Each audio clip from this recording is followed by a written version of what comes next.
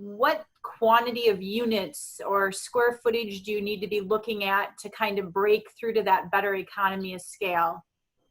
That's an excellent question. And it's a moving target, so take it with a grain of salt. But rule of thumb, I think once you're at 15, this makes some assumptions about rental rates. So we're going to talk about it as facility size as well as revenue, because that'll give you more color around the question here. You saw 12,500 square feet didn't really get us there. I think 15,000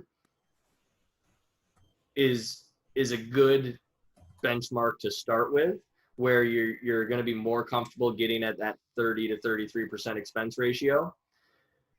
The reason I'm having trouble clearly saying that definitively is because really what's more important is the revenue.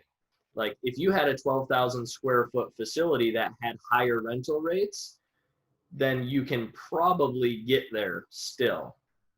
What I will say as a rule of thumb is I've found it, and I'm not suggesting that it can't be done, but I'm not going to ever count on running a facility for under $2,000 a month, unless I find a reason that tells me I should be able to. But as a general rule of thumb, 24 grand a year is probably as low as I'm going to be able to get it. So by definition, if you have a property that's generating 75 grand a year in revenue, you're at that 33% mark. You've gotten to the point where economies of scale are in your favor.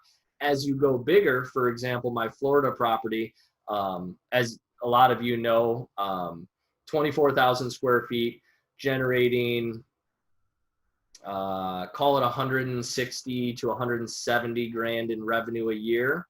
And our expenses were only, last year we generated 165 grand in revenue and we spent 45 in expenses.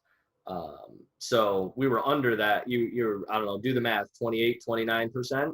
So that's where the economies of scale started to work in our favor.